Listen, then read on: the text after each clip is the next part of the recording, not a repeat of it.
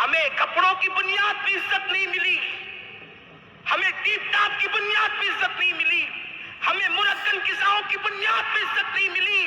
جس وقت بیت المقدس کے فتح کا موقع تھا، اس کا پس منظر یہ اختصار کے ساتھ عرض کروں، جب بیت المقدس پہلی مرتبہ فتح ہونے والا تھا تو اس وقت ایک بوڑھا راہب بیت المقدس کی دیوار پہ چڑھتا ہے اور چڑھنے کے بعد کہتا ہے کہ تمہارا امیر کون ہے، اس کو بھیجو، ہم چابیاں اس کے ہاتھوں میں دے دیں گے۔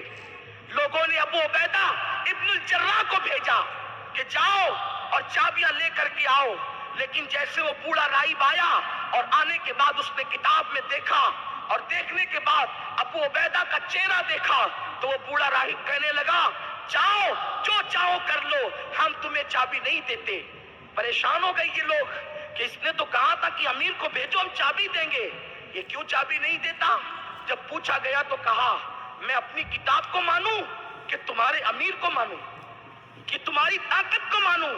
میری کتاب جو الہامی کتاب ہے اس میں لکھا ہوا ہے کہ مسلمانوں کا جو امیر، جس کے گال اندر کو ہوں گے، جس کی داڑھی لمبی ہوگی، جس کی آنکھیں اندر کو دسی ہوگی، جس کی انگلیاں بڑی بڑی ہوگی اور جس کی انگلیوں پہ گوشت کم ہوگا، جو دبلا پتلا ہوگا، پنڈلی کے اوپر جس کی جو ہے وہ تہبند ہوگی، اس کے اور اس کا رنگ سرخ ہوگا، اس کو یہ چابی دی جائے گی، اور وہ نہ ہوگا تو دنیا کی کوئی طاقت بیت المقدس کو فتح نہیں کر سکتی۔ تو جب یہ نشانی اس نے پڑھنا شروع کی تو صحابہ مسکرانے لگے۔ کیوں؟ کیونکہ یہ ساری نشانیاں امیر المومنین سیدنا عمر ابن خطاب کی نشانی تھی۔ تو لوگ کہنے لگے ہم تو لشکر کا امیر سمجھ رہے تھے، لیکن یہ بوڑھا تو مومنوں کے امیر کو طلب کر رہا ہے۔ اور جب یہ بات خط میں لکھی گئی امیر المومنین سیدنا فاروق اعظم کو، آپ آئے، آنے کے بعد امیر المومنین فاروق اعظم کے شان سے آئے۔ بڑی مشہور بات ہے، اس کو دہراتا نہیں، اشارہ صرف کرتا ہوں۔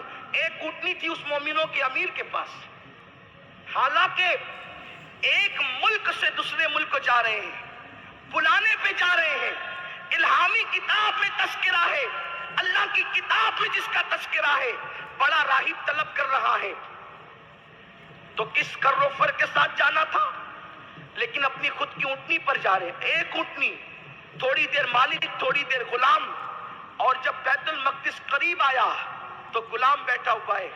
فاروق اعظم نے جو چمڑے کے موزے پہنے ہیں وہ پھٹے ہوئے ہیں، اور وہ پھٹے ہوئے موزے پیر میں تو نظر نہیں آ رہے تھے کہ پھٹے، لیکن بیچ میں ایک نالا آ گیا پانی کا، تو وہ چمڑے کے موزے نکالے اور نکالنے کے بعد اپنے کندھوں پہ ڈالے۔ تو کندھوں پہ ڈالنے کی وجہ سے جو پھٹے ہوئے موزے تھے وہ نظر آنے لگے کہ پھٹے ہوئے ہیں۔ ابو عبیدہ ابن الجراح اور خالد بن ولید آپس میں باتیں کر رہے ہیں، حضرت کیا کر رہے ہیں، امیر المومنین یہ کیا کر رہے ہیں؟ وہ پھٹے ہوئے موزے پیر میں تھے تو چھپے تھے، ایک کندھوں پہ ڈال دیے تو نظر آ رہے ہیں، ان پہ کیا اثر پڑے گا، ان پہ کیا رعب ہوگا، کیا دبدبا ہوگا؟ امیر المومنین جیسے ہی پار گئے، کان میں ابو عبیدہ نے کہا حضرت آپ نے یہ کیا کیا؟ پورا بیت المقدس آپ کا منتظر ہے کہ مومنوں کا امیر کون آ رہا ہے، اور آپ اس طرح فقیرانہ شان سے آ رہے ہیں؟ ارے موزے پھٹے تھے، پیر میں نظر نہیں آ رہا تھا پھٹا پن، کندھے پہ ڈالے تو پھٹے ہوئے موزے نظر آ رہے ہیں۔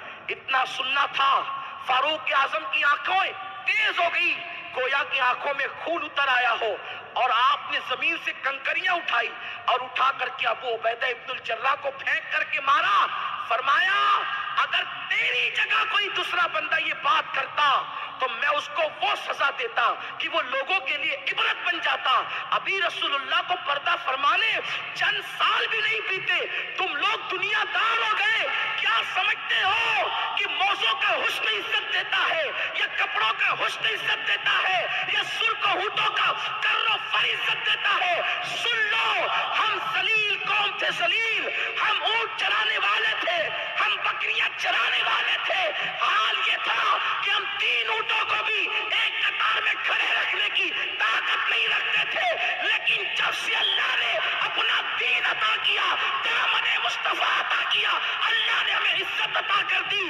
ہمیں موزے اور کپڑوں نے عزت نہیں دیے، ہمیں مصطفیٰ کی غلامی نے عزت عطا کی ہے، ہمیں اللہ کے دین نے عزت کی ہے. جب تک دین پر رہو گے عزت دار رہو گے, دین سے دور ہو جاؤ گے, ذلیل کر دیے جاؤ گے.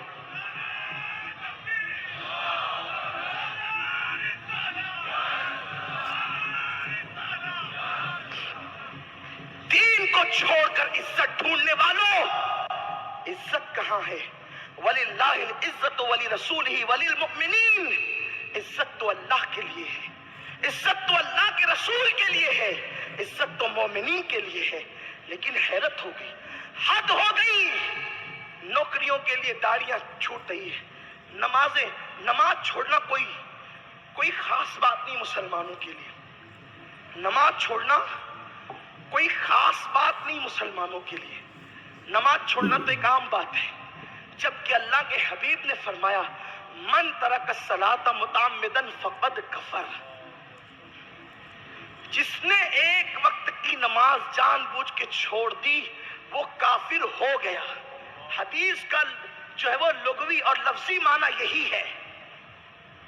حالانکہ پھر اس کی ترجمانی میں تعویلاً ہم یہ کہتے ہیں احناف کہ جس نے ایک وقت کی نماز چھوڑ دی وہ کفر کی حد تک پہنچ گیا.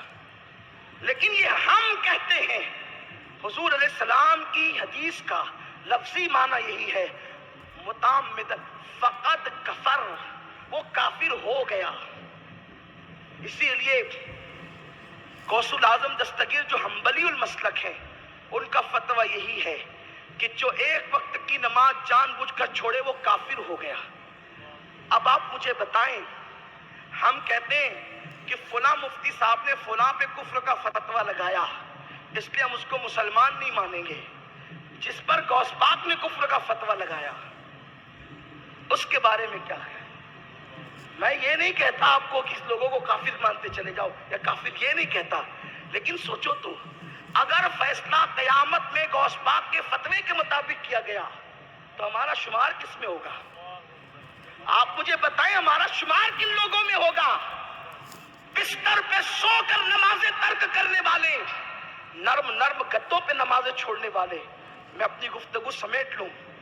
اس عورت نے کہا کہ نماز کے وقت میں کوئی کام نہیں کروں گی, یعنی وہ نماز پڑھے گی, اور اکیلی رہوں گی, ان کی فیملی کے ساتھ نہیں رہوں گی, یعنی الگ رہنا ہے, اور دن کو کام کروں گی, رات کو کوئی کام نہیں کروں گی. اور وہ عورت جب رات ہوتی تو اپنے حجرے میں اللہ کی عبادت میں مصروف ہو جاتی.